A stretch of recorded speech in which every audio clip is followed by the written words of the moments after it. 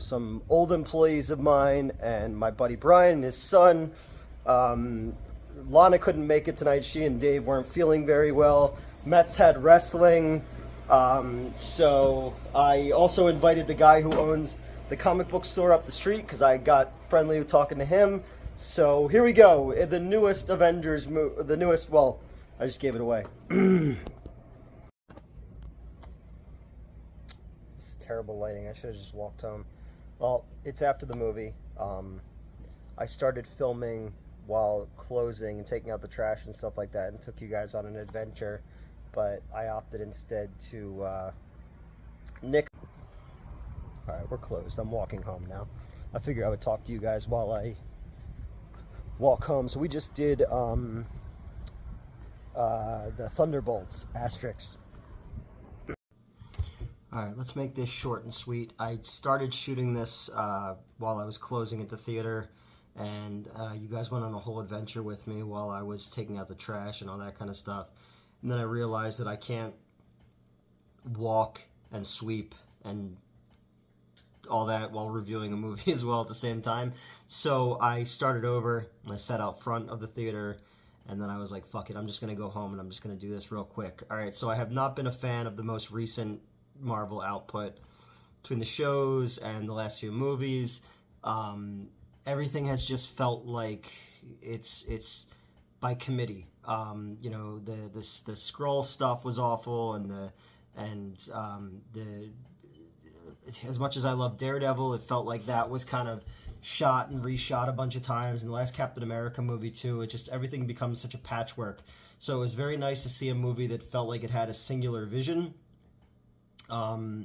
It was nice to see a movie that dealt with the characters in a way where they were allowed to have emotion, and it wasn't just instantly undercut with a joke. Yes, there's a lot of jokes in this. Yes, it's a very funny movie. David Harbour and Florence Pugh together, I think, is the best part of this movie. Walker and Ghost are kind of underserved a little bit. They did a fair enough job with Sentry, with developing him enough where he wasn't like, people aren't just going to go, oh, that's Homelander. But there is some of that Homelander in there. They handled Julia Louis-Dreyfus's character much better in this one than they did in Wakanda Forever. But action scenes too. There was a lot more hand-to-hand combat. There was a lot more practical stuff in here. There was a lot more of heroes being heroes in this one, even though I thought that they were going to go into this going like, oh, this is just going to be another Suicide Squad or something like that. Is it perfect? No. Was it enjoyable? Yes. Especially when you get into the more like weird things like this. There's this whole Inception, Nightmare on Elm Street, MC Escher element to it when they're kind of going into the void, which is the darkness. And again, the way that it deals with loneliness and depression and substance abuse and mental illness, I thought was noble. And for that, I recommend this movie. I thought that they did a very good job. It felt organic. It didn't feel like there was set pieces that were reshaped in editing. You know, and yeah, they're setting up for the next big thing. The reason there's the asterisks here, what the team, you know, and again, reading Thunderbolts when I was a kid, I thought it was going to be somewhat connected to that. It wasn't. The reason that they're called the Thunderbolts in this is actually pretty amusing. But yeah, for the most part, it's a solid flick. It's definitely worth your time. It's definitely better than the last Captain America movie. It's better than a lot of the recent shows.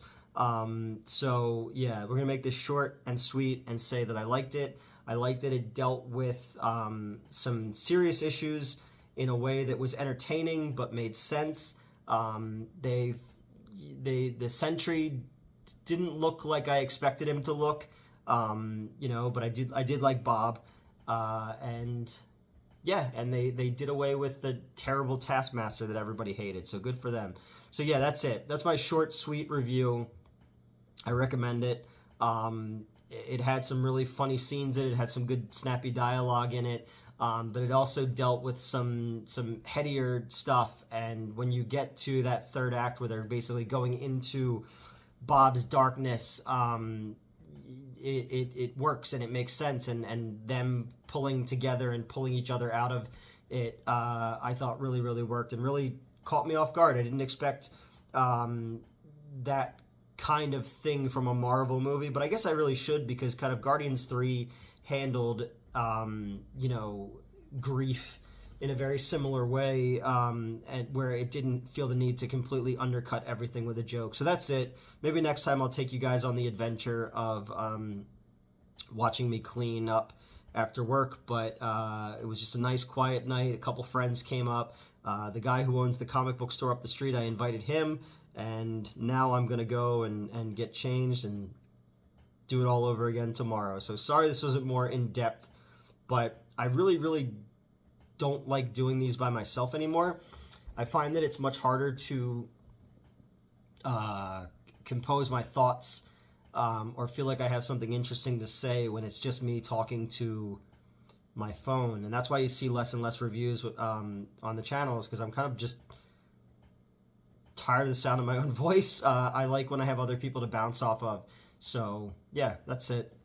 Thunderbolts, the new Avengers. And stay for both post-credit scenes. The second post-credit scene is pretty cool, and sets up the next big Marvel movie, which is the Fantastic Four. All right, bye.